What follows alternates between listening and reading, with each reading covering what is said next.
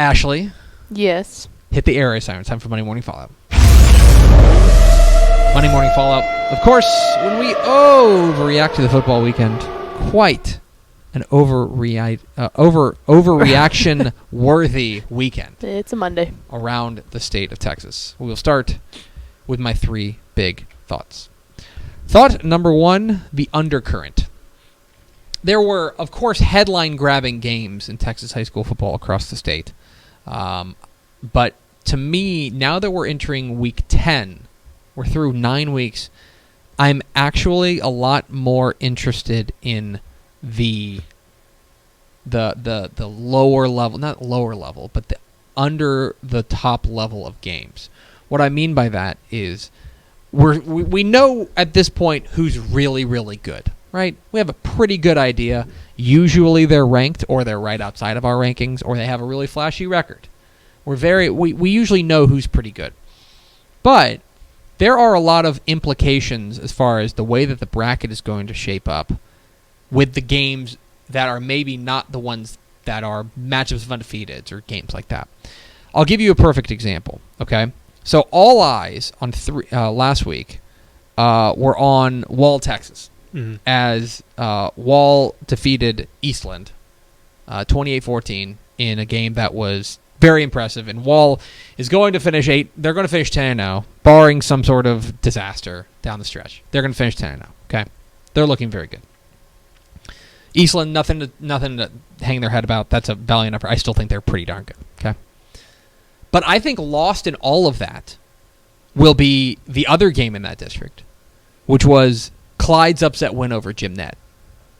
That now we could be talking about Jim Ned slipping to 4th place in that district if they don't beat Eastland here in a couple of weeks to finish the year. And you're thinking, okay, well, so what does that matter? That means we could get Jim Ned against Pilot Point in the first round of the playoffs or something like that. Things like that are the things that catch my eye. Also, I'll give you another example. 13-6A. Okay? 13-6A is crazy. You've got Vandergrift up at the top. They're the headliner. This is the perfect example of that. They're the headliner. There's that. But the undercurrent is Cedar Park, Vista Ridge, Round Rock, Stony Point, Cedar Ridge, Westwood, all fighting, and lump in McNeil as well if they can pull some upsets, all fighting for 3 playoff spots. And that will determine, by the way, who goes where and what kind of first-round playoff matchups we're going to have. Same thing goes in District 21 6A. Everyone was paying attention to North Shore and Westbrook. For good reason. Those are 2 very good teams, right? And they're going to make the playoffs. But past that, whoever gets those 3rd and 4th playoff spots are not just going to determine what the bracket looks like, but also could determine what the state championship games look like.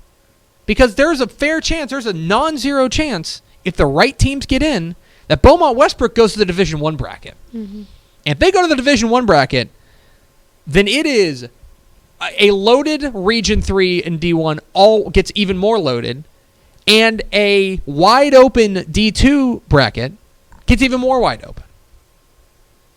And then there was another one down in 13-5A Division 2, our favorite district. Pflugerville-Weiss, big win over Georgetown Eastview. We were like, man, that really sets up a showdown at the end of the year, Pflugerville-Weiss and Brenham. Well, Bastrop had other ideas, and they took down Brenham on Friday night in a game that I think is going to fly under people's radar. This is the kind of undercurrent that I'm talking about. These kinds of games are going to have major implications as far as things are taking place or the way things go the rest of the way. And it's things like, this is a true statement.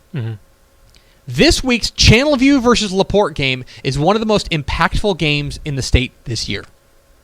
Because if LaPorte gets into the playoffs, Beaumont Westbrook could go to the Division I bracket. I mean, those are the types of things that I'm talking about, that pay attention to the big headline games. But there's this really interesting and vital second level of games that are going to determine what the brackets look like, not only for those teams, but also for the teams that we have deemed as the contenders. Thought number 2, Texas ain't back. And I'm not just talking about the University of Texas, although I'm not talking about the University of Texas. I think that was a pretty bad effort by the Texas defense, and I think it's just time to admit that the Texas defense is a straight-up liability. They got carved up by Max Duggan, and hey, good for Max Duggan, man. That was a great game, and he had a gutty drive to ice that thing. That was really impressive. But the bottom line is that if Texas is back, we've had this dumb conversation for years about what it would mean to be back. Well, I'll know it when I see it, and it ain't losing to TCU. Yeah, losing to TCU is not part of that. Not losing to this TCU team. TCU's better than I think we thought they were. Coming into this game, but not like that. But what I'm talking about is the entire state of Texas. It was a miserable week of Texas college football across the FBS ranks, okay? Do you know how many teams beat out-of-state opponents? One. A&M. A&M. Yeah. They beat Mississippi State. SMU got a win, but they beat Houston. Yeah. TCU got a win, but they beat Texas. Southern Miss beat Rice. Charlotte beat North Texas. Kansas beat Tech. Arkansas State beat Texas State. Louisiana Tech beat UTEP. Yeah, I was just glad the Cowboys.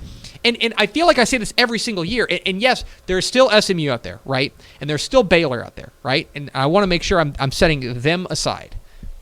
But if you take Texas FBS football writ large in 2019, the overall average is not good.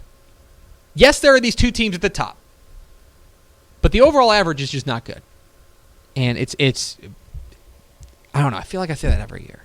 Like I'm just waiting for this year where like it's just a really great year of college football across the state of Texas. But I'll tell you what, it's just not this year. You got those two teams at the top; they're very impressive. Other than that, pretty forgettable. Rob Hadaway said, "At least OU lost 2." That's a positive. There is always that. And thought number 3: now or never. We are now into the final 2 weeks of the season, right? And there have been these teams that we've just kind of been saying, okay, need to get going, need to get their feet underneath them, just need to kind of string a couple wins together. Well, if it's going to happen, probably needs to happen right now. And I would also put into that the idea of if you're going to get hot at the right time, this is the time to start. I'm not saying peak right now, but you probably need to start revving that engine. Because the playoffs are 2 weeks from today. We're doing our bracket breakdown show. 2 weeks from today, the brackets will be out on TexasFootball.com. So, it's, as they say in the business, it's nut cutting time. 3 helmet stickers. A helmet sticker for Mount Enterprise running back Kendre Miller. He's the state's leading rusher. And I tweeted this yesterday about how, let me see if I can pull this up. So, back in 1953, Kenneth Hall, the Sugar Land Express, ran for 4,045 yards. Still the all-time single-season rushing record in Texas high school football history. And even more amazing is that he did in 12 games. Like, that's unbelievable, okay? Right now, so he averaged 337 yards per game. Kendre Miller, through 7 games, has just under 2,300 yards rushing. He's averaging 328 yards per game. I'm not here telling you that Kendre Miller is going to set the all-time leading rushing record, okay? But what I will say is that, let me do a little bit of quick math.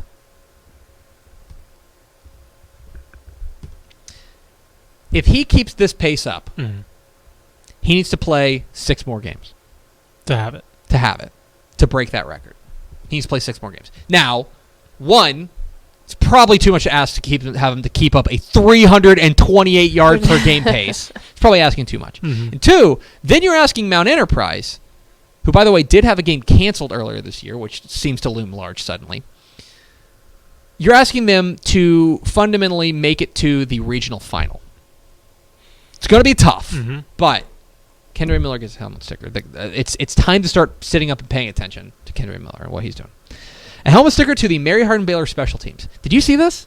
Did you see how Mary Hardin Baylor's beat Hardin Simmons? Oh my gosh! So Mary Hardin Baylor is driving down the field, down 1 point. No timeouts. They throw a pass, get into field goal range. No timeout, so they have to scramble the field goal unit on. And sure enough, if they don't snap that thing with 1 second and boom through a field goal to stay undefeated and get the win. Yeah, as time expires. That was awesome. Do you know how tough that is?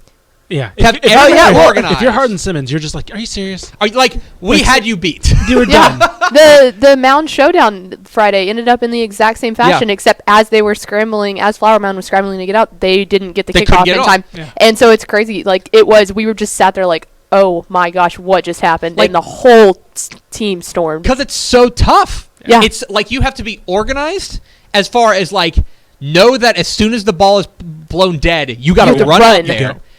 And then, by the way, you've got to execute it. Yep. I mean, it's hard to kick a game-winning field goal with 1 second left with the clock stopped. So I'm looking at the replay. They snap it with 1 second. With 1 second! How far back? What yard were they? What yard line? It was probably about a 40-something yard field goal. It Good looked like it was Lord. About 40. About Dude, 40. did he just like Happy Gilmore it and just rev it up and went for it? They're running because they got at UMHB has it on Twitter. The game highlight at 11 seconds they're swapping out. Yeah. 12 seconds they're trying to shift out. And that is so tough to do, and they did it to remain unbeaten and to like every year it seems like they find a new interesting way to rip Hardin Simmons' guts out. Yeah. And a helmet sticker for Abernathy quarterback Bryson Daly. Bryson Daly went 6 of 7 for 158 yards and 2 touchdowns. And then he carried the ball 10 times for 231 yards and 3 scores. So he had 17 touches for 289 yards and 5 touchdowns. That seems good. A helmet sticker for Bryson Daly. 3 teams to watch. Sabine. So Sabine is 8-0. Sabine is 8-0, and this is just the 5th time in their history they have won 8 games in a season. And they've been playing football since 1937. They haven't won 8 games in a season since 1985, and they're 8-0. It is astonishing what they're doing right now. Team to watch.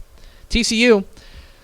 Look, if Max Duggan's going to grow up into a quarterback, then suddenly things certainly change for TCU, and their fortunes change, because that's been the one thing that's missing for them. Fortunes certainly changed for Matthew Baldwin, too. Mm-hmm.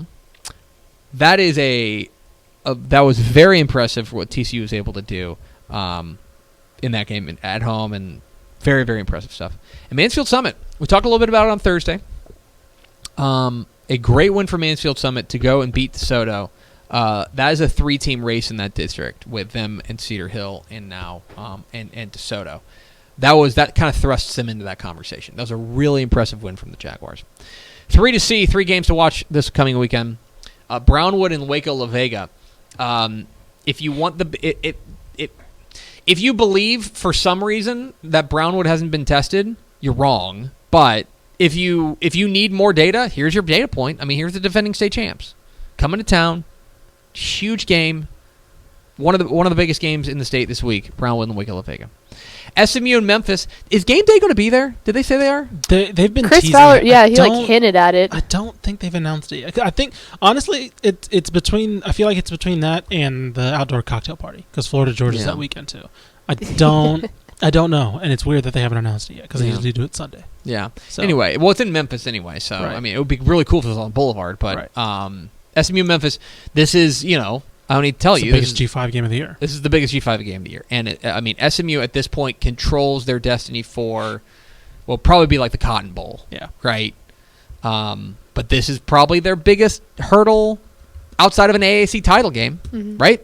But this is a huge game for SMU, one of the biggest games in recent SMU Curious history. what the bowl projections have them going right now. Let's see. And New Deal and Post. New Deal and Post is the only matchup of undefeateds in the state this week, and figures to be really fun. And I think that you can make a real argument that the winner of this game is the favorite in 2A Division I Region 1. Ooh, okay. Huge game. So the ESPN bowl projections right now have them in. There's two projectors. Experts. Right. No, yeah, 2 experts. One SMU Baylor, which would be fun in the Cotton Bowl. Ooh, a little Southwest Conference action. And then the other I'm one's extremely into this. The other one's SMU Oregon, which will also be a fun game. So the Cotton Bowl, the Cotton so Bowl? both project SMU to the Cotton Bowl. One, I don't know which one I would want more. Maybe Baylor, just for my own personal taste to get to fill up the stadium a little more too. So can I say something on knowing full well that what our audience is? Mm-hmm.